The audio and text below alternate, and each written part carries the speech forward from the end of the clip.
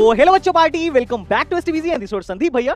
और गाइस आज की वीडियो में हम बात करने वाले हैं यूपी के टॉप 10 इंजीनियरिंग कॉलेजेस के बारे में। गाइस एक जबरदस्त लिस्ट देने वाला हूं और आप भी अगर रिसर्च करने बैठो तो काफी दिन तक रिसर्च करने के बाद इसी कंक्लूजन पर आओगे कि भाई ये है यूपी के टॉप 10 इंजीनियरिंग कॉलेजेस। और यहां पर मैं आपके साथ डिस्कस करूंगा कि इन कॉलेजों में एडमिशन लेने के लिए आपको कौन सा एग्जाम देना पड़ेगा, एलिजिबिलिटी क्राइटेरिया क्या है, किस कॉलेज का क्या फीस स्ट्रक्चर है, किस कॉलेज की आरओआई अच्छी है, रिटर्न ऑफ इन्वेस्टमेंट, और सबसे बड़ी बात किस कॉलेज का प्लेसमेंट स्टैटिस्टिक्स क्या है। और गाइस जितने भी कॉलेजों के बारे में बात करूंगा, अगर आप यूपी में एक्चुअल एडमिशन लेना चाह रहे हो तो यही वो कॉलेज हैं जिन्हें आपको टारगेट करना चाहिए।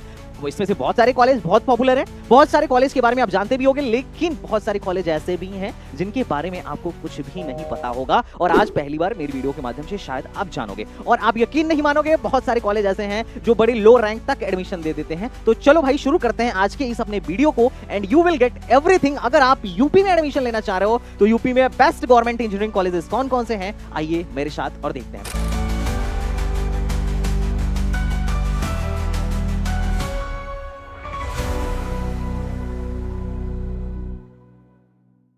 10वें नंबर पे आता है अपना Madan Mohan Malviya technical university MMUT Gorakhpur. अगर मैं इसकी बात करूं तो काफी पुराना कॉलेज है, 1962 में बनाया गया था और लगभग इसका कैंपस एरिया जो है 354 एकड़ का है। तो कैंपस आपको काफी बड़ा देखने को मिल जाएगा, ठीक ठाक देखने को मिल जाएगा। और अगर मैं एनआईआरएफ रैंकिंग की बात करूं तो इंजीनियरिंग में इस साल इसको 84 की एनआईआरएफ रैंकिंग मिली है। और यूपी के जितने भी स्टेट गवर्नमेंट के कॉलेज हैं उनमें इकलौता ऐसा कॉलेज है जो टॉप 10 इंजीनियरिंग कॉलेजों की लिस्ट में है अकॉर्डिंग टू एनआईआरएफ डेटा। बाकी इससे पहले तो 150 और 250 के बीच में हुआ करता था। अभी के टाइम में आईआईटी और एचबीटीयू जो इसके सबसे बड़े कॉम्पिटिटर हैं, उनकी एनआईआरएफ, अगर एनआईआरएफ डेटा की बात करो तो सारे के सारे टॉप 100 से बाहर हैं। इकलौता कॉलेज है जो टॉप 100 में लाई करता है। अगर यहां पर आपको एडमिशन लेना है तो आपका जो है 55% होना चाहिए, इसमें बोर्ड में होना चाहिए 55%, और एससी एसटी के केस में 50%। और साथ ही साथ बोर्ड के अलावा आपका पीसीएम में मिनिमम 60% होना चाहिए, और कोई एससी एसटी है तो उसका 55% पीसीएम में होना चाहिए। तो पीसीएम के साथ साथ बोर्ड का भी यहां पर क्राइटेरिया आपको देखने को मिल जाएगा। यहां एडमिशन लेने के लिए आपको देना पड़ेगा जेईई मेन और MMUT की काउंसलिंग अलग से करानी पड़ेगी। तो हर एक काउंसलिंग का डेडलाइन याद रखिएगा। अभी जेईई मेन के रिजल्ट के बाद सबकी काउंसलिंग शुरू होगी और आपको सही टाइम पर हर एक के काउंसलिंग में अपीयर होना है, जहां पर भी आपको बेस्ट कॉलेज मिलने की पॉसिबिलिटी हो। अगर ना समझ में आए, कोई भी क्वेरी हो, तो आप हमसे बेझिझक पूछिए। फीस स्ट्रक्चर की बात करूं तो MMUT वालों ने फीस अपना काफी बढ़ा रखा है। चूंकि ये सरकारी कॉलेज है, पहले फीस काफी कम था, लेकिन अब ये लोग लगातार फीस बढ़ाते जा रहे हैं और अब इनका फीस हो गया एचबीटीयू के बराबर 1,35,000। अगर कोई हॉस्टल है तो पहले साल हॉस्टल मिला के उसको 2 लाख देना पड़ेगा और अगले साल से 1.87 लाख देगा। और अगर डे स्कॉलर है तो पहले साल तो भैया उसको 1.37 लाख 1,37,000 देना पड़ेगा, और बाकी के 3 साल उसको 1,29,000 देना पड़ेगा। सब कुछ यहां पर मैंने डिटेल में लिख दिया है। टोटल विद हॉस्टल आपको लगभग 7 से 8 लाख, अगर आप हॉस्टल ले रहे हो तो आपको आराम से 8 लाख देना पड़ जाएगा, और जो लोग डे स्कॉलर हैं उनका 5 से 6 लाख में काम चल जाएगा। तो फीस के मामले में सरकारी यूनिवर्सिटी होने के बावजूद भी काफी अच्छी खासी फीस आपको देखने को मिल जाएगी MMUT गोरखपुर में। बाकी प्लेसमेंट की अगर मैं बात करूं तो हाईएस्ट इनका जो एवरेज पैकेज है 6 LPA है। हाईएस्ट पैकेज इस साल का मतलब लास्ट ईयर का 42 LPA है, और लगभग 800 से ज्यादा बच्चों को ऑफर मिला था। बाकी पिछले कौन से साल में कितना हाईएस्ट पैकेज था आप यहां से देख सकते हो। अब बात करते हैं एनआईआरएफ डेटा की। तो एनआईआरएफ डेटा जो है, ये वो डेटा होता है जिसको कॉलेजेस खुद एमएचआरडी को सबमिट करते हैं, और इसी डेटा के बेसिस पर इनको रैंकिंग मिलती है। अब जिसका एनआईआरएफ पॉइंट सबसे ज्यादा होता है उसको रैंक 1 दिया जाता है। तो इस तरीके से लगभग 3 से 4 हजार कॉलेजेस हर साल एनआईआरएफ में पार्टिसिपेट करते हैं। अब एनआईआरएफ डेटा जो है इनका, मेरे हिसाब से मैं तो इनके एनआईआरएफ डेटा से बिल्कुल सेटिस्फाइड नहीं हूं, क्योंकि तुम देखो 2022 में इनकी मीडियन सैलरी 4.5 लाख थी।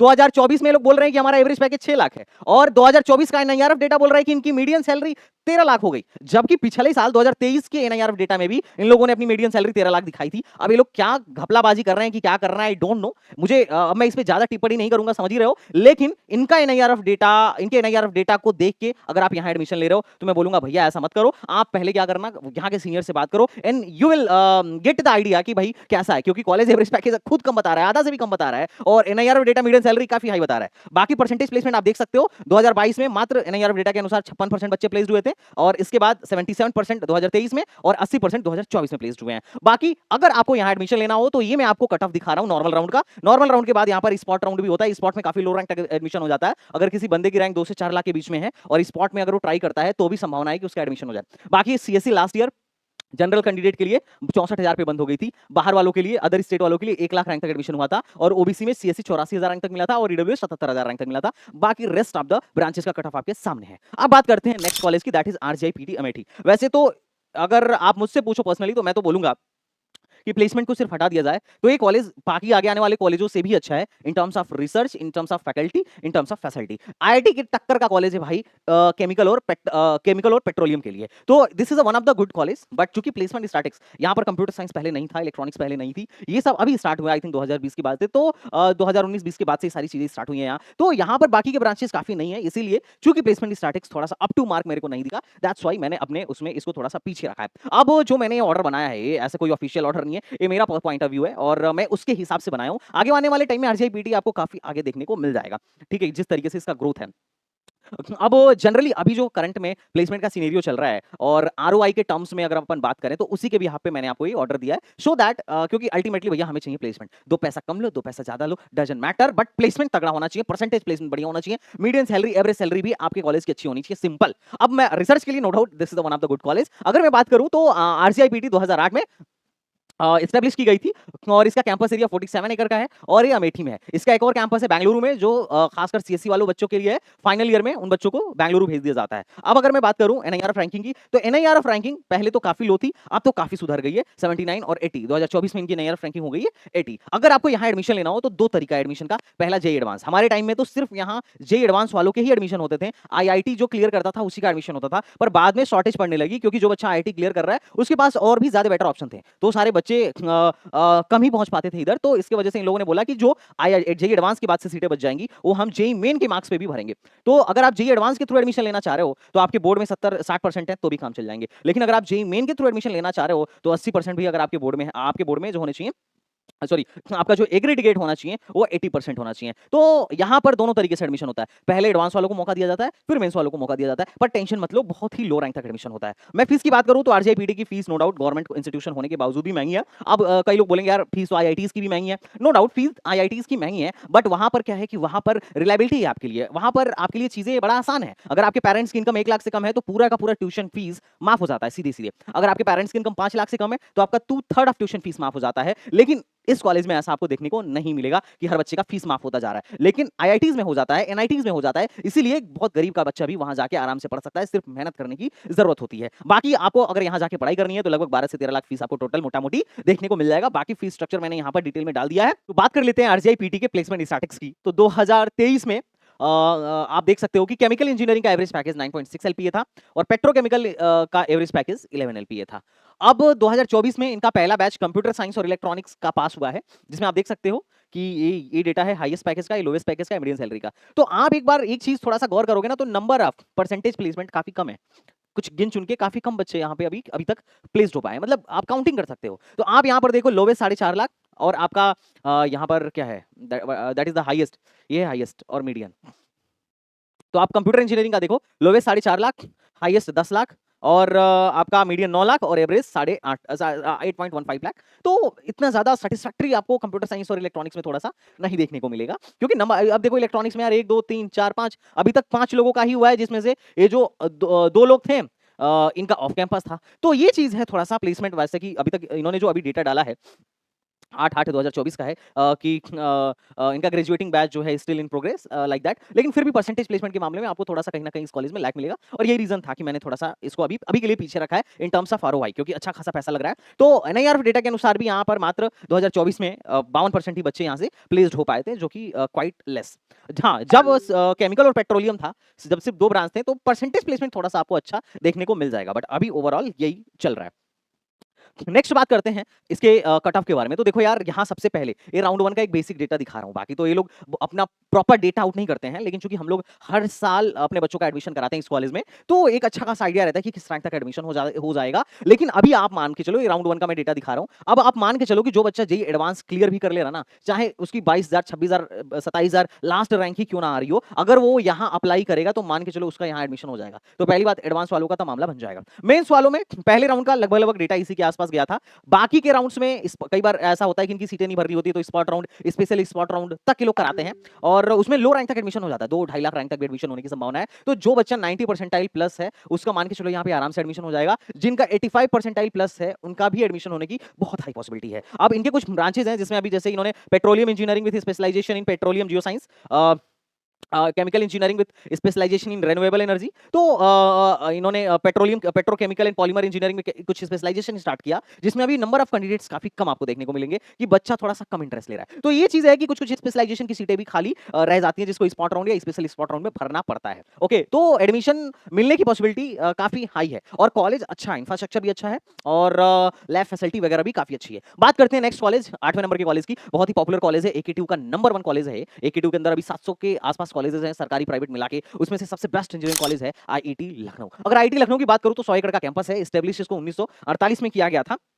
तो सॉरी 1984 में किया गया था, काफी पुराना कॉलेज है। और यहाँ एडमिशन लेने के लिए आपको जेईई मेन देना पड़ेगा और जेईई मेन देने के साथ साथ जो काउंसलिंग करानी होगी वो एकेटीयू के थ्रू होगी। और एडमिशन लेने के लिए जो बोर्ड की एलिजिबिलिटी है वो मात्र और मात्र 45% है। अगर आप 12th में जस्ट पास भी किए हो तो भी आराम से आपका काम बन जाएगा। एकेटीयू की एलिजिबिलिटी क्राइटेरिया ही एकेटीयू की एलिजिबिलिटी क्राइटेरिया है। अब बात करते हैं फीस स्ट्रक्चर की। तो देखिए यहाँ दो तरीके के कोर्सेज मिल जाते हैं, एक तो सेल्फ फाइनेंस और दूसरा रेगुलर। अगर सेल्फ फाइनेंस की बात करूं तो सेल्फ फाइनेंस में आपकी बिना हॉस्टल की फीस 89,000 पड़ती है और अगर आप हॉस्टल लेते हैं इनके यहाँ तो 1,04,775 रुपए पड़ती है। टोटल 4 साल में बिना हॉस्टल वालों की फीस लगभग 3,60,000 लगेगी पूरी बीटेक की, और जो हॉस्टल लेंगे उनकी 4,20,000 लगेगी। मेस का अलग से चार्ज लगता है। और अगर आप सेल्फ फाइनेंस में कौन कौन सा है तो एक तो सीएस का सेल्फ फाइनेंस है, जो पहले आईटी हुआ करता था, जो पुराने लोग हैं वो जानते हैं। और सीएस में एक नया स्पेशलाइजेशन जो स्टार्ट हुआ है एआई, ये दोनों सेल्फ फाइनेंस के अंदर आए हैं और इनकी फीस थोड़ी सी ज्यादा है, 1,04,000 फीस है। और अगर आप हॉस्टल लेंगे तो 1,20,000 के आसपास देना पड़ेगा। तो बिना हॉस्टल डे स्कॉलर का 4,20,000 में काम चल जाएगा और जो लोग हॉस्टलर हैं उनका 4,80,000 में काम चल जाएगा। यहां से आपकी पूरी बीटेक हो जाएगी। तो आप ट्रिपल एम यूटी के हिसाब से, ट्रिपल एम यूटी से अगर आप इसको कंपेयर करो तो आईआईटी मेरे नजर में काफी बढ़िया है। इससे एक तो आरओआई आईआईटी की ज्यादा अच्छी है, फीस भी कम लगता है, सिटी भी अच्छी है और प्लेसमेंट भी ट्रिपल एमयूटी वालों से बढ़िया देता है। और आईआईटी में बात सत्य है कि ट्रिपल एमयूटी से ज्यादा अच्छे रैंक वाले बच्चे आते हैं, ये बात फैक्ट है, आप डेटा मिला के देख लीजिए। अब बात करते हैं प्लेसमेंट स्टैटिस्टिक्स की। तो इस पर मैं ऑलरेडी डिटेल वीडियो बना रखा हूं। इन्होंने 2023 में जो एवरेज पैकेज दिखाया था 8.2 एलपीए का दिखाया था, डोमेस्टिक 49, उसके बाद इस लास्ट ईयर का डोमेस्टिक जो हाईएस्ट पैकेज था वो 52 एलपीए का था और इंटरनेशनल यहां से जो गया था 1.2 एलपीए का गया था, सॉरी 1.2 सीआर का गया था। हाईएस्ट पैकेज 1,20,00,000 का गया था। अच्छा, ये जो जनरली आप इन कॉलेजों में, स्टेट लेवल के कॉलेजों में देखते हो, ये जनरली जो हाईएस्ट पैकेज 50 लाख 60 लाख 1 करोड़ के होते हैं, जनरली ऑफ कैंपस होते हैं। अब एनआईआरएफ डेटा की बात करूं तो एनआईआरएफ के मामले में टॉप 100 में भी नहीं है कॉलेज। और मीडियन सैलरी एनआईआरएफ डेटा के अनुसार मीडियन सैलरी आपको मोटा मोटी 6,15,000 देखने को मिल जाएगी और परसेंटेज प्लेसमेंट 59% के आसपास इसके अकॉर्डिंग निकल के आएगा, क्योंकि इनके यहाँ इन्होंने ही डेटा दिया है, मैं अपनी तरफ से नहीं बोल रहा हूँ। जितना भी डेटा दिखा रहा हूँ मोस्ट ऑफ द या तो सरकारी डेटा है या फिर इनके वेबसाइट पर है। ओके, यहाँ पर 515 बच्चे ग्रेजुएट हुए थे और जिसमें से 304 लोगों की जॉब लगी थी। लेकिन अगर आप मुझसे पर्सनली पूछो तो मैं बोलूंगा भाई सीएस और इलेक्ट्रॉनिक्स में मोस्टली सबकी जॉब लग जाती है, तो इतना ज्यादा घबराना नहीं है कि यार इतना कम परसेंटेज प्लेसमेंट है फलाना ढिमकाना। मैंने इस पर डिटेल वीडियो बनाई है, आप एक बार हमारे चैनल पर जाकर सर्च करिएगा, IIT Lucknow honest review by Sandeep Vishwakarma. उस पे कई हर साल पिछले साल की भी होगी और इस साल की तो बन चुकी है, उसे देखिएगा, आपको आइडिया लग जाएगा कि किस लेवल का कॉलेज है।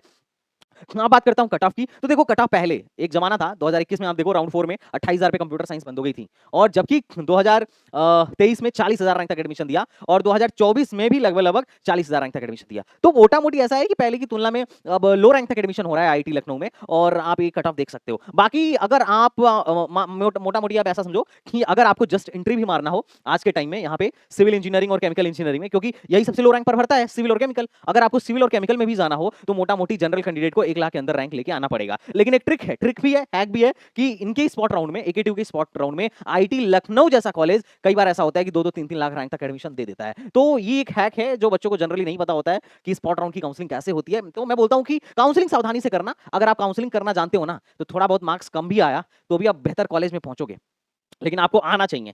और आएगा कैसे? या तो रिसर्च करो या संदीप भैया की वीडियो देखो, सिंपल, और या फिर आप एसटीबीजी से ही हमारे काउंसलर को हायर करो, वी विल हेल्प यू। ठीक है, अब बात करते हैं नेक्स्ट 7वें नंबर के कॉलेज की, that is Aligarh Muslim university. भाई साहब जबरदस्त कैंपस एरिया है। कई लोग नाम देख के कंफ्यूज हो जाएंगे कि यहाँ सिर्फ मुस्लिम पढ़ते होंगे, तो ऐसा कुछ नहीं है। अलीगढ़ मुस्लिम यूनिवर्सिटी में हिंदू मुस्लिम कोई भी पढ़ सकता है। इसको अभी माइनॉरिटी इंस्टीट्यूशन का दर्जा नहीं मिला है। यहाँ पर्टिकुलरली बीटेक में किसी भी प्रकार से मुस्लिम का कोई रिजर्वेशन नहीं है। अब बात करूं कब बनाया गया था, तो यार देखो 1875 में बतौर यूनिवर्सिटी ये इस्टेब्लिश हुआ था, और बाकी कॉलेज तो काफी पुराना है। और अगर मैं रैंकिंग की बात करूं तो यूनिवर्सिटी लेवल पर इसकी रैंकिंग 9 है और ओवरऑल इसकी रैंकिंग 19 है, और इंजीनियरिंग की रैंकिंग इसकी 32 है। तो अगर आप बात करें इंजीनियरिंग में तो टॉप टॉप 50 इंजीनियरिंग कॉलेजों के अंदर ही आता है। अब तक इससे पीछे हमने जितने कॉलेज देखा उसमें से कोई भी कॉलेज ऐसा नहीं था जिसकी एनआईआरएफ रैंकिंग टॉप 50 के अंदर हो। तो ये इकलौता कॉलेज है अब तक जो हमने देखा है उसमें टॉप 50 के अंदर आने वाला एनआईआरएफ डेटा के अनुसार। अगर आपको यहाँ एडमिशन लेना हो तो अच्छी बात है कि आपको कोई जेईई मेन नहीं देना है, आप सीधे सीधे Aligarh Muslim university entrance exam दीजिए, जो कि बहुत आसान होता है। 100 नंबर का पेपर होता है और आप 35 से 40 नंबर भी लेके आए तो आपका एडमिशन मान के चलिए हो जाएगा। इसकी काउंसलिंग एएमयू खुद कराती है, एएमयू एग्जाम भी खुद लेगा, एएमयू काउंसलिंग भी खुद कराएगी। और मजे की बात यह है कि यहाँ पर एडमिशन के लिए पीसीएमई फिजिक्स केमिस्ट्री मैथमेटिक्स और इंग्लिश में आपका 50% एग्रीडिएट होना चाहिए। और उससे भी मजे की बात यह है कि यहाँ पर कोई ऐसा क्राइटेरिया नहीं है कि आप इस एग्जाम को सिर्फ 2 बार दे सकते हो लाइफ में या 3 बार दे सकते हो, तो ये बड़ी अच्छी बात है। ओके चलिए अब बात करते हैं फीस की। तो अलीगढ़ मुस्लिम यूनिवर्सिटी ऐसा कॉलेज है जो भाई बहुत गरीब से गरीब बच्चे को भी पढ़ा के इंजीनियर बना सकता है। मात्र 8 साढ़े 8 हजार फीस लगती है। पहले साल भी फीस आपकी 8 ही हजार होती है हॉस्टल लेके, लेकिन कॉशन मनी वगैरह सब कुछ मिला जुला के आपको 22,000 फीस देखने को मिल जाएगी फर्स्ट ईयर में। उसके बाद 8.5 के सेकेंड ईयर से आपको देनी पड़ेगी हॉस्टल लेके। लेकिन कुछ नई ब्रांचेज यहाँ स्टार्ट हुई हैं जैसे आर्टिफिशियल इंटेलिजेंस, इलेक्ट्रिक व्हीकल और फूड। अगर आपको इसमें एडमिशन चाहिए तो 60,000 39,000 और इलेक्ट्रिक व्हीकल में 60,000 फीस देना पड़ेगा। इसमें कुछ ब्रांचेज में सेल्फ फाइनेंस सीटें भी बढ़ाई गई हैं। अब सेल्फ फाइनेंस सीटों में क्या है कि इनमें एक तो हॉस्टल नहीं मिलता है और सेल्फ फाइनेंस सीट में आपको 1 लाख फीस देनी पड़ती है, फीस ज्यादा देनी पड़ती है इन सेल्फ फाइनेंस सीट। तो ये कुल मिला जुला के नंबर ऑफ टोटल सीट और टोटल सेल्फ फाइनेंस सीट जिसमें लो रैंक पर भी एडमिशन हो जाता है, उसका आपको मैं डेटा दिखा देता हूं कि यहाँ पर कौन कौन सी ब्रांचेज हैं। आपको computer engineering, AI, EC in VLSI, electrical, mechanical, automobile, civil and there are lot of branches here in Aligarh Muslim University. अब ये जो मैं प्लेसमेंट दिखा रहा हूं ये 2023 का है, अभी 2023 का है। 2024 का कोई खास डेटा इन लोगों ने सबमिट नहीं किया है। और 2025 में अभी जो मेरी यहाँ के बच्चों से बात होती है उनके हिसाब से जो मेरा अंदाजा है, जो उन्होंने बताया कि भैया अभी तक का हाईएस्ट पैकेज कंप्यूटर में आई थिंक 18 लाख या 20 लाख के आसपास का गया हुआ है। ठीक है, कंप्यूटर में यहाँ से मोस्टली बच्चे प्लेस जाते हैं, बाकी नीचे के ब्रांच में थोड़ा सा मसला है। 2023 के बाद 2024 में प्लेसमेंट बड़ा डल रहा, जहां तक बच्चों से मैंने सुना। 2023 में प्लेसमेंट बढ़िया था, 9.61 एलपीए इन्होंने एवरेज पैकेज दिखाया था और हाईएस्ट पैकेज यहाँ से 1.23 सीआर का था जो कि ऑफ कैंपस था। मीडियन सैलरी एनआईआर डेटा में सीधे सीधे दिखाया गया 5.5 लाख का और 345 प्लस ऑर्डर, आपको 345 प्लस ऑफर यहां देखने को मिल जाएगा। और यहां से 128 से ज्यादा बच्चे हायर स्टडीज में गए थे। तो ये बड़ी अच्छी चीज है कि यहाँ पर हायर स्टडीज का बहुत अच्छा माहौल है और 57 से ज्यादा कंपनीज आई थी। ये जो मैं डेटा दिखा रहा हूँ 2023 का है, 2024 में तो बड़ा डल माहौल रहा और 2025 में भी चल रहा है, जैसा कि मैंने आपको डेटा बता दिया। अब बात करते हैं कट ऑफ की। तो देखो यहाँ 100 नंबर का पेपर होता है, 100 नंबर का पेपर होता है। इसमें फिजिक्स, केमिस्ट्री, मैथ और इंग्लिश आपसे सॉरी सिर्फ पीसीएम पूछा जाता है, पीसीएम पूछा जाता है। और आपको अगर यहाँ एडमिशन लेना है तो कौन से ब्रांच के लिए मिनिमम कितना मार्क्स लेकर आना पड़ेगा, यहाँ पर मैंने आपको एक डेटा दे दिया है कि कौन से मार्क्स के लिए 2025 में कितने नंबर लेके आने पड़ेंगे। बाकी यहाँ एक्सटर्नल का, इंटरनल का, जो बच्चे वहां से 12th कर रहे हैं उनको जस्ट एडमिशन लेना हो तो कितना मार्क्स लेके आना पड़ेगा। एक एक्सटर्नल बच्चे को जस्ट सेफ स्कोर टारगेट करना हो तो एटलीस्ट कितना मार्क्स टारगेट करना पड़ेगा। सिविल हो गया, मतलब चाइल्ड ऑफ एम्प्लॉय हो गया, चाइल्ड ऑफ एलुमनाई हो गया, ओबीसी और कैटेगरी वालों को यहां एडमिशन लेना हो तो मिनिमम कितना मार्क्स स्कोर करना पड़ेगा आउट ऑफ 100 मैंने यहां पर लिख दिया है, आप अपने हिसाब से देख लीजिए। एएमयू की तैयारी कैसे किया जाए, तो देखो एएमयू की तैयारी के लिए पूरे अलीगढ़ में इस समय अगर सबसे बेस्ट इंस्टीट्यूट है तो दैट इज द एसटीबीजी। और एएमयू का एग्जाम इस बार 20 अप्रैल को है, तो मैं बोलूंगा आपके पास बहुत कम टाइम है। अगर आप एएमयू बीटेक की तैयारी कर रहे हो तो मॉक टेस्ट लगाना स्टार्ट कर दो। मॉक टेस्ट ऑलरेडी लॉन्च हो चुका है, तो don't forget to join mock test and आप इसके एग्जाम की प्रिपरेशन आप हमारे ऐप से कर सकते हो, that is the STBG academy app. और मैंने एएमयू एंट्रेंस वालों के लिए एक बुक भी बनाई है, that is the chapter wise PYQ AMU capsule नाम की किताब। बड़ी पॉपुलर किताब है एएमयू बीटेक को क्रैक करने के लिए, क्योंकि इस एग्जाम को क्रैक करने के लिए सबसे जरूरी चीज है आप इसके पीवाईक्यूज लगा जाओ। और कितने 14 साल के पीवाईक्यूज हमने ऑलरेडी इसमें दे रखे हैं और रिटन सॉल्यूशन के साथ साथ डिटेल वीडियो सॉल्यूशन भी हमने एएमयू कैप्सूल में डाल रखा है। अब बात करते हैं नेक्स्ट कॉलेज, 6 नंबर के कॉलेज की, तो that is the HBTU Kanpur. भैया हरकोट बटलर टेक्निकल यूनिवर्सिटी, भाई साहब काफी पॉपुलर कॉलेज है, बहुत पुराना। ये भी 1921 का कॉलेज है और कैंपस एरिया 348 एकड़ का देखने को मिल जाएगा। भाई जबरदस्त कॉलेज है। अगर आपको यहाँ एडमिशन लेना हो तो आपको जेईई मेन देना पड़ेगा, ठीक है, जेईई मेन देना पड़ेगा और एचबीटीयू इसकी काउंसलिंग खुद अलग से कराएगी। एडमिशन का क्राइटेरिया क्या है, तो आपका बोर्ड में आपका पीसीएम का जो एग्रीडिएट है 55% होना चाहिए इन क्लास 12th और एससी एसटी या किसी और कैटेगरी से बिलोंग करते हैं तो 50% होना चाहिए। बाकी कनेक्टिविटी में आपको कोई दिक्कत नहीं आएगी, बढ़िया लोकेशन पर है। बात करें फीस की तो देखो फीस थोड़ी सी महंगी है, 1,35,000। अगर आप हॉस्टल नहीं ले रहे हो तो 1,35,000 आपको टोटल फीस देनी पड़ेगी फर्स्ट ईयर में, और हॉस्टल ले रहे हो तो 1,35,000 के बाद हॉस्टल फीस अलग से देनी पड़ेगी, और सेकंड ईयर से आपको 1,27,500 देनी पड़ती है। बाकी टोटल फीस कितना लगेगा first year, second year, third year और फाइनल ईयर में, ये मैंने यहाँ पर मैंने दिखा दिया है, सब जोड़ जाड़ के इधर लिख दिया है। तो अगर आप हॉस्टल लेके यहाँ पढ़ाई करते हो तो 7,61,000 फीस लगेगी 4 साल में, और बिना हॉस्टल के पढ़ रहे हो तो 5,17,000 आपको यहाँ पर फीस देखने को मिल जाती है। बीटेक के अलावा यहाँ पर बीएस डिग्री भी स्टार्ट हुई है मैथमेटिक्स डिपार्टमेंट के अंदर, वो आप उसको भी ज्वाइन कर सकते हो। एचबीटी ऊपर एक डिटेल वीडियो मैंने बना रखा है। तो ओवरऑल अगर फीस की बात करूं तो एचबीटीयू थोड़ा सा महंगा है। अब बात करते हैं भैया प्लेसमेंट की, जो कि इंपॉर्टेंट पॉइंट है। तो लास्ट ईयर 85% बच्चे प्लेस्ड हुए थे। हाईएस्ट पैकेज जो था 32 एलपीए था, एवरेज पैकेज जो था साल पे 7 एलपीए था, और टोटल नंबर ऑफ ऑफर्स जो थे 642 थे। अब देखते हैं कि कौन से डिपार्टमेंट से कितने बच्चे प्लेस्ड हुए थे, या फिर कितने बच्चों को ऑफर मिला था। तो देखो सीएससी में टोटल 73 बच्चे एलिजिबल थे और उसमें से 56 बच्चों की जॉब लग गई थी। 56 बच्चों की जॉब नहीं लगी थी, 56 ऑफर आए थे। हो सकता है कि जॉब 56 से कम बच्चों की लगी हो। और आईटी में 78 बच्चे थे जिसमें 67 बच्चों की जॉब लग गई थी। इस तरीके से आप देखोगे तो आपको पता चलेगा कि ठीक है, computer science, information technology, electronics, in fact mechanical, civil जैसे ब्रांच में भी अच्छा प्लेसमेंट है। सॉरी, मैकेनिकल जैसे ब्रांच, केमिकल जैसे ब्रांच में भी अच्छा प्लेसमेंट है। सिविल में थोड़ा सा डाउन है, और केमिकल टेक्नोलॉजी के अंदर जो ब्रांचेस आते हैं उसमें से भी कुछ कुछ ब्रांचेस में थोड़ा सा प्लेसमेंट अच्छा नहीं है। अब बाकी इनके लोअर ब्रांच को लेना चाहिए कि नहीं लेना चाहिए, इसकी डिटेल वीडियो मैंने ऑलरेडी बना रखी है, क्योंकि इसकी लोअर ब्रांचेस बहुत लो रैंक तक मिल जाती हैं। मतलब किसी का 2-2.5 लाख रैंक है ना, तो भी उसको एचबी2 में एडमिशन मिल जाएगा, पर फिर ब्रांच थोड़ी सी लो हो जाएगी। वही oil, leather, paint, food, plastic जैसी ब्रांचेस ऑफर होंगी। तो अगर आप इन सब ब्रांच में इंटरेस्टेड हो या इन सब ब्रांच में एडमिशन लेना चाह रहे हो एचबीटीयू के नाम पर, तो मैं बोलूंगा एक बार आप मेरी एचबीटीयू वाली वीडियो देख लेना। बाकी अगर कट ऑफ की बात करो तो काफी लो रैंक पर 26,000 पर पिछले बार राउंड 3 में सीएससी क्लोज हो गया था, और एडिशनल राउंड में मोटा मोटी 27,000 24,000 रैंक तक आपको एचबीटीयू कानपुर देखने को मिला था, और इंफॉर्मेशन टेक्नोलॉजी 29,000 रैंक तक देखने को मिला था, इलेक्ट्रॉनिक्स 26,000 रैंक तक देखने को मिला था। तो काफी लो रैंक तक आपको एडमिशन देखने, मतलब काफी लो रैंक तक, लो रैंक पर ही एचबीटीयू में एडमिशन क्लोज हो जाता है। लेकिन अगर आप स्पॉट राउंड तक का वेट करो तो आपको थोड़ा सा एक चीज लगेगा कि हाँ यार, स्पॉट राउंड में तो थोड़ा सा लो रैंक पर भी एडमिशन हो जा रहा है। बाकी जो नीचे की ब्रांचेज हैं उसमें तो 1 लाख 2 लाख 2.5 लाख रैंक तक आराम से एडमिशन देखने को आपको मिल जाएगा एचबीटीयू कानपुर में, अगर आप स्मार्टली काउंसलिंग कराओगे तो। अब बात करते हैं अब यहां से आगे। अब तक तो जो मैं जितने कॉलेज बोल रहा था वो थोड़े से लो थे, प्लेसमेंट वाइज भी और थोड़े से स्टेटस वाइज भी। अब यहां से आगे जितने भी कॉलेज हैं भैया, ब्रांड है। अच्छा, पीछे वाले मैं नहीं बोल रहा हूँ कि मतलब ब्रांड नहीं है, वो भी ब्रांड है, लेकिन ये वाले अपर लेवल वाले हैं। मैं बात करूं ट्रिपल आईटी लखनऊ, भैया लखनऊ का बेस्ट इंजीनियरिंग कॉलेज। अगर पूरे यूपी में ट्रिपल आईटी इलाहाबाद के बाद कोई कॉलेज आता है तो that is the triple IT Lucknow. ये जाना जाता है अपने प्लेसमेंट। इतना नया कॉलेज है यार, 2015 में बना है, जबकि पीछे के हम जो कॉलेजेस देख रहे थे 100 साल पुराने हैं, लेकिन 2015 में बना है कॉलेज।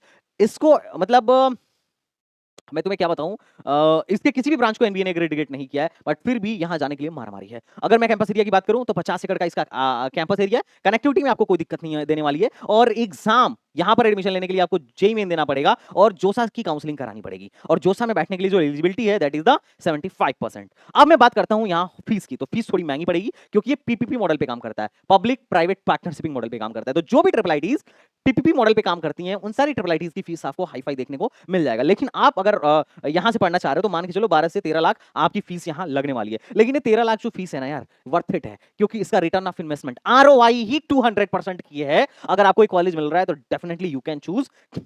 बाकी फीस का मैं डिटेल ब्यौरा यहां पे दे दिया हूं, जो थोड़ा और देखना चाहें डिटेल में देख सकते हैं। ट्रिपल आईटीज पे मेरी वीडियो भी आ चुकी है, आप इसे देख सकते हैं।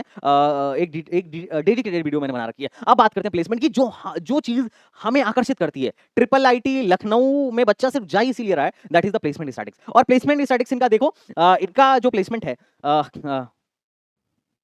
हाईएस्ट पैकेज 2024 का 62 एलपीए है, एवरेज पैकेज 29.85 एलपीए है भैया, 30 लाख के आसपास, और मीडियन सैलरी 25.67 एलपीए है, और टॉप 20 परसेंटाइल बच्चों की एवरेज सैलरी यहां पे 42 लाख है। तो ये आप परसेंटेज प्लेसमेंट भी अगर आप देखोगे इनके यहां से 2024 में परसेंटेज प्लेसमेंट 91% का रहा, और बाकी ईयर्स में सीधे 100% का परसेंटेज प्लेसमेंट रहा। मैं आपको एक डेटा दिखाता हूं। अब देखिए यहां से 2023 का डेटा, 2023 में एवरेज पैकेज 30 लाख और 100% बच्चे प्लेस्ड हो गए थे। इनफैक्ट आप 2022 का डेटा देखिए, उसमें भी 100% बच्चे प्लेस्ड हो गए थे, और टॉप 20% बच्चों की सैलरी जॉब थी, जो सैलरी थी वो 42 एलपीए की थी, और 26 लाख का एवरेज पैकेज 2022 में ही था। तो आप पिछले जितने सालों का डेटा उठाएंगे आपको हमेशा ही लगेगा कि ट्रिपल आईटी लखनऊ से प्लेसमेंट अच्छा खासा हो रहा है, जबरदस्त प्लेसमेंट एक कॉलेज दे रहा है। बाकी एडमिशन के लिए अब जो जितना बढ़िया प्लेसमेंट देगा ना कॉलेज, वहां मारामारी उतना ज्यादा ही रहेगा। आप यहां पर देखो, सीएससी के लिए 12,000 रैंक चाहिए था जनरल का सीसेप राउंड में, ईडब्ल्यूएस का 15,000 और ओबीसी का 19,000। मोटा मोटी अगर जस्ट आपको एडमिशन भी यहां पर लेना हो तो ओबीसी को 24,000 रैंक, और इंफॉर्मेशन टेक्नोलॉजी में ईडब्ल्यूएस को 18,000 रैंक, और आईटी में 15,876 रैंक लेके आना पड़ेगा। मैं सीआरएल की बात कर रहा हूं, जो कि सीसेप राउंड का डेटा मैं यहां पर आपके साथ शो कर रहा हूं। इस राउंड के बाद इस कॉलेज में कहीं मतलब किसी का एडमिशन नहीं हुआ होगा। ओके, अब बात करते हैं चौथे नंबर के कॉलेज के बारे में। This is the one of the मतलब मतलब ट्रिपल आईटीज में जितनी भी लगभग 26 ट्रिपल आईटीज हैं इंडिया में, मैं जोसा के थ्रू जो ट्रिपल आईटीज एडमिशन ले रही हैं उसकी बात कर रहा हूँ। अब इसमें ट्रिपल आईटी हैदराबाद, बेंगलुरु और दिल्ली मत उसमें इंक्लूड करना है ना। अगर मैं जोसा के अंदर जितनी भी 26 ट्रिपल आईटीज आती हैं अगर उसकी बात करूँ तो उसमें से नंबर 1 ट्रिपल आईटी है। और जिस तरीके से एमएनआईटी इलाहाबाद में फेमस है, उस तरीके से अपना ट्रिपल आईटी इलाहाबाद भी फेमस है। इलाहाबाद में 2 ही तो भैया फेमस कॉलेज है। इलाहाबाद यूनिवर्सिटी नाम मत लेना, पहले बता रहा हूँ, है ना। I am talking about engineering, और इलाहाबाद यूनिवर्सिटी में वो दम है भी नहीं, है ना। तो अगर मैं इलाहाबाद यूनिवर्सिटी मतलब ट्रिपल आईटी इलाहाबाद की बात करूं तो इसका कैंपस एरिया 100 एकड़ का आपको देखने को मिल जाएगा। 1999 में बनाया गया था और गवर्नमेंट ट्रिपल आईटी है इसलिए सस्ती है। और अच्छी बात यह है कि इसकी एनआईआर रैंकिंग काफी बढ़ रही है, मतलब 93 से 89, 89 से फिर 87। अगर मैं बात करूं यहां एडमिशन लेने के लिए क्या करना पड़ेगा, तो आपको जेईई मेन का एग्जाम देना पड़ेगा और काउंसलिंग करानी पड़ेगी जोसा की, और जोसा में बैठने का एलिजिबिलिटी क्राइटेरिया है अपना 75%। ओके, अब बात करते हैं फीस स्ट्रक्चर की। तो फीस स्ट्रक्चर आप यहाँ पर देख सकते हो। अगर आप टोटल हॉस्टल के साथ अगर आप यहाँ पढ़ाई कर रहे हो तो टोटल 8.5 लाख का खर्चा आएगा, और विदाउट हॉस्टल आप पढ़ रहे हो तो लगभग 7.5 लाख का खर्चा आएगा मोटा मोटी। बाकी आप मैं यहाँ पर इसीलिए स्क्रीनशॉट लगा दिया हूँ ताकि आप चेक कर सको,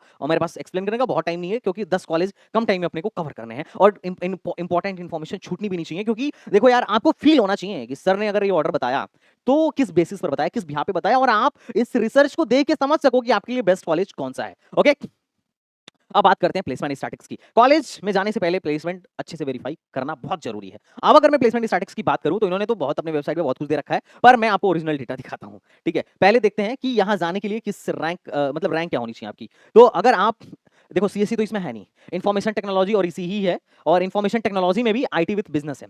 तो अगर आपको आईटी में इंफॉर्मेशन टेक्नोलॉजी में एडमिशन लेना है तो 5870 रैंक होनी चाहिए। इस रैंक पे आपको टॉप की एनआईटी भी मिल जाएगी, टॉप की एनआईटी भी मिल जाएगी। एनआईटी जयपुर वगैरह में भी आपको एडमिशन मिल सकता है इस रैंक पर, जिस रैंक पर यहाँ पर एडमिशन हुआ है।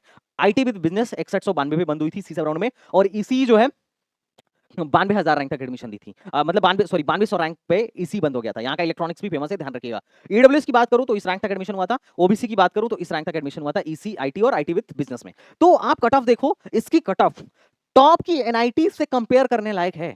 अगर शुरू के आप 2-4 एनआईटीज को छोड़ दो, ट्रिची, वारंगल, सूरतकल, इनको छोड़ दो, तो बाकी की ट्रिपल आईटीज के दायरे में आजाद, बाकी के एनआईटीज के दायरे में इसका कट ऑफ है, इस लेवल का कट ऑफ है। लेकिन मैं प्लेसमेंट तुम्हें दिखाता हूं, प्लेसमेंट बहुत अच्छा है, नो डाउट। लेकिन अगर आप मेहनत नहीं करोगे तो आपका भी ये पैकेज लग सकता है। इतने टॉप के रैंक लेकर आने के बावजूद भी कुछ बच्चों की जो मिनिमम सैलरी लगी थी 3.3 लाख, निंजा प्रोफाइल है ना, 3.3 लाख की सैलरी लगी थी। ये मिनिमम सैलरी ऑफिशियल डेटा है, मैं कोई अनऑफिशियल बात नहीं कर रहा हूं, मैं अनऑफिशियल बात करता भी नहीं हूं, मतलब अपने मन से मनगढ़ंत कहानी बोलता भी नहीं हूं। मैं वो चीज आपको प्रस्तुत करता हूं जो डेटा शायद आपको ना मिले, पर हमें तो सब डेटा मिलता है भाई, है ना।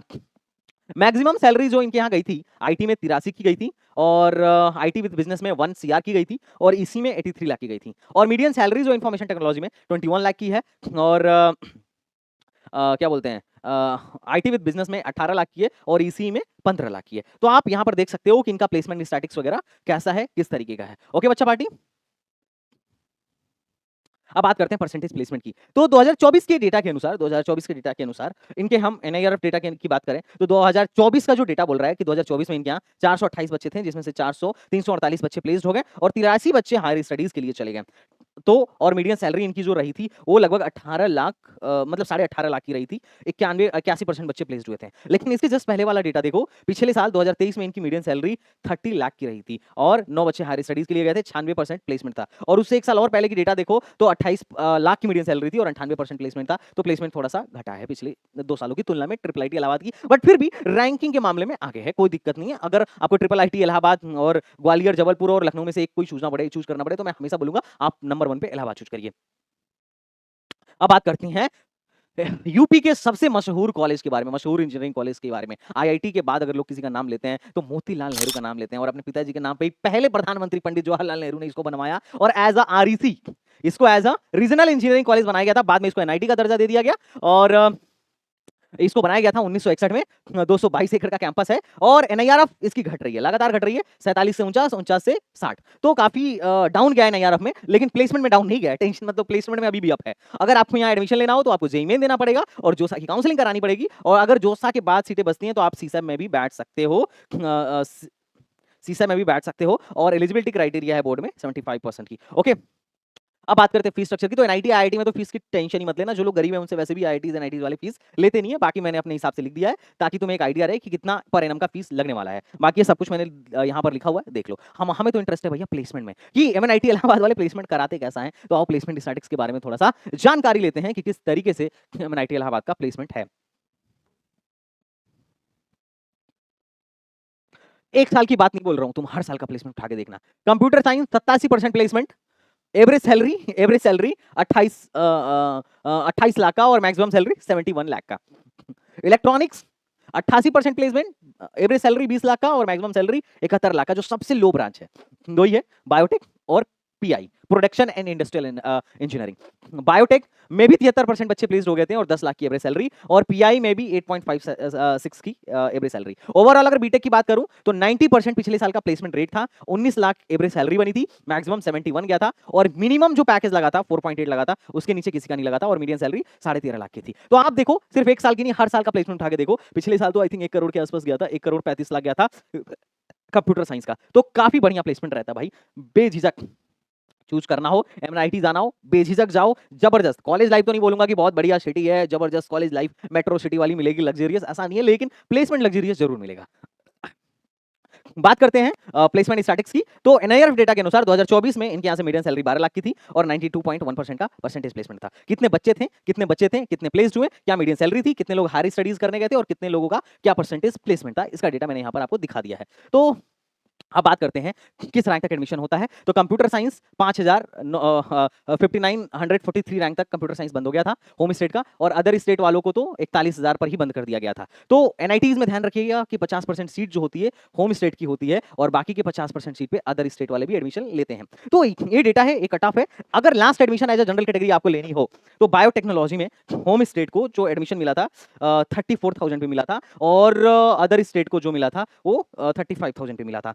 बाकी पीआई में जो लास्ट एडमिशन मिला था 32,000 पे मिला था। 32,000 रैंक जो मैं बोल रहा हूँ सीआरएल रैंक है, और बाहर वालों को जो अदर स्टेट्स हैं जो यूपी के नहीं है 35,000 में मिला था। तो यहाँ पर ज्यादा आपको फायदा नहीं देखने को मिलता है होम स्टेट का। नॉर्थ ईस्ट में बहुत फायदा देखने को मिलता है, मतलब 6-6, 7-7 लाख रैंक तक एडमिशन हो जाता है। वैसा आपको यूपी में एडमिशन अगर लेना हो तो होम स्टेट का कोई ज्यादा खास फायदा देखने को मिलेगा नहीं।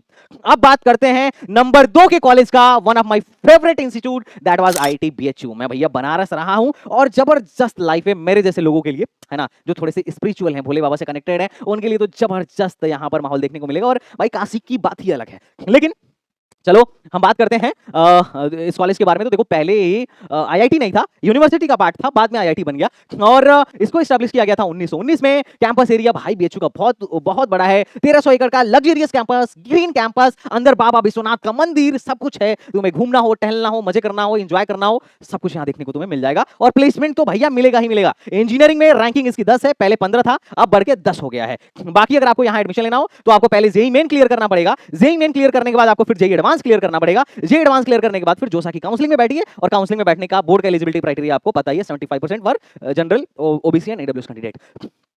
तो एनआईआरएफ भी जबरदस्त, कैंपस भी जबरदस्त, इसीलिए इंडिया का मतलब यूपी के नंबर 2 पे है। बात करते हैं फर्स्ट पर कौन है, इससे पहले हम बात कर लेते हैं भैया अगर तुम नंबर 2 पे रखे हो तो प्लेसमेंट क्या है।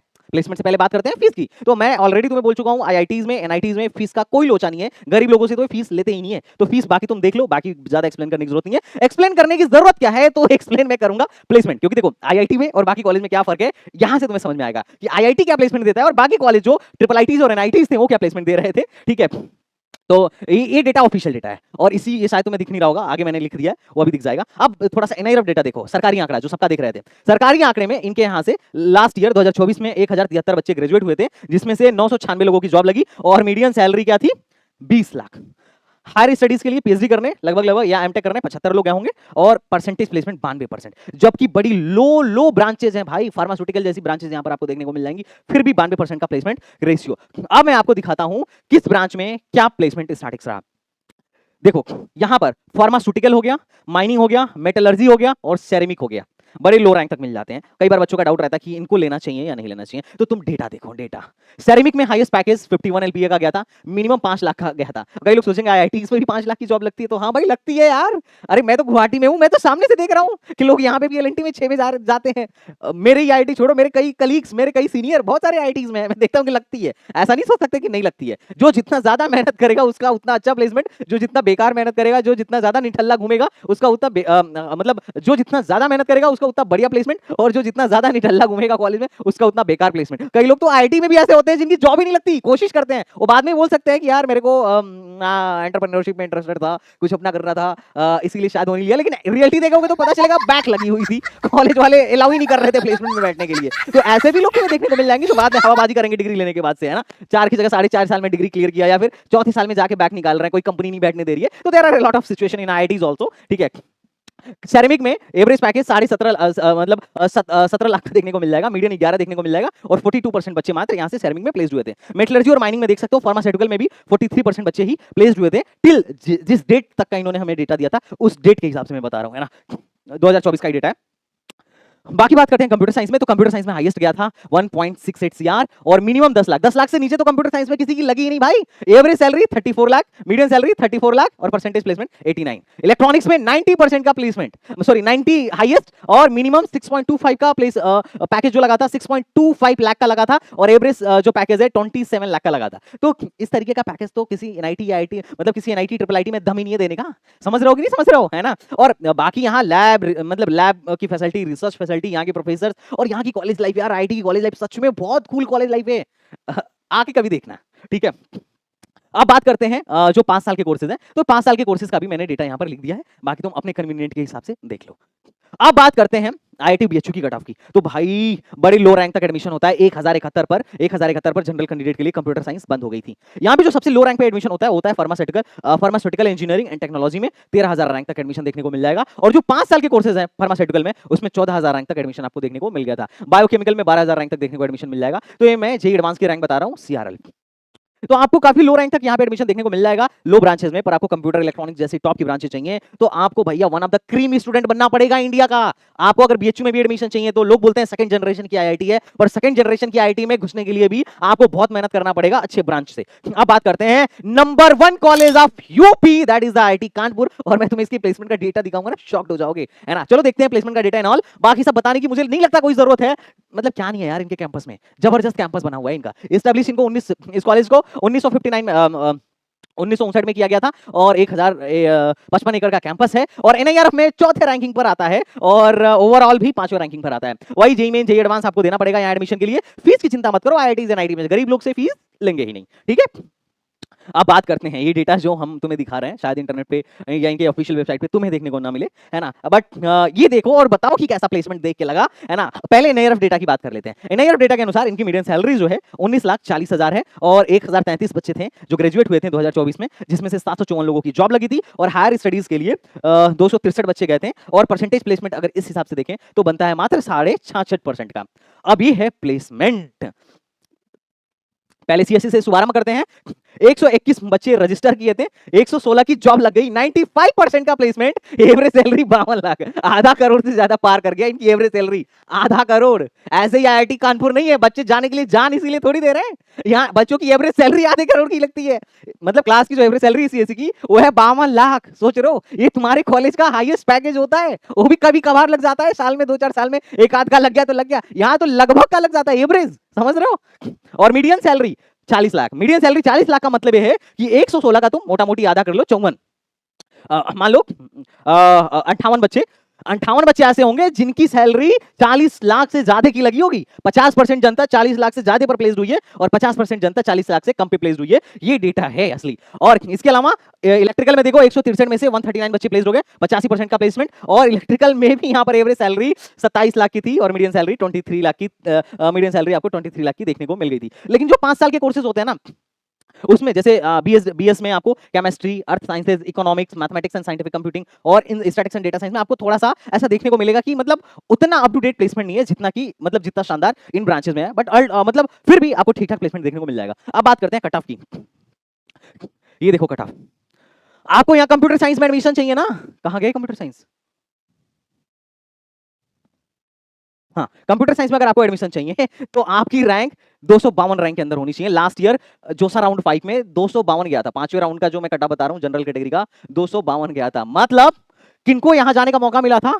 14 लाख बच्चे एग्जाम दिए थे। अब 14 लाख में से जो बच्चे 252 रैंक के अंदर थे सिर्फ उनको यहां जाने का एडमिशन मिला था जनरल कैटेगरी से। सोच लो किस लेवल, मतलब अगर तुम्हें 50 करोड़ का एवरेज पैकेज, सॉरी 50 लाख का 52 लाख का एवरेज पैकेज चाहिए ना, तो इनकी कैटेगरी में आना पड़ेगा। और तुम कौन से कैटेगरी में आते हो कमेंट बॉक्स में जरूर बताना। ओके बच्चा party, I hope you are getting a point. तो आई होप आपको अच्छा लगा होगा। काफी रिसर्च के साथ, काफी मेहनत के साथ आपके संदीप भैया इस वीडियो को लेकर आए थे। और अगर आपको अच्छा लगा हो तो एक बार कमेंट बॉक्स में अप्रिशिएट जरूर करके जाना। तो चलो मिलते हैं नेक्स्ट वीडियो में, तब तक के लिए बाय बाय, टाटा एंड जय Hind. Thank you so much बच्चा पार्टी, थैंक्स अ लॉट।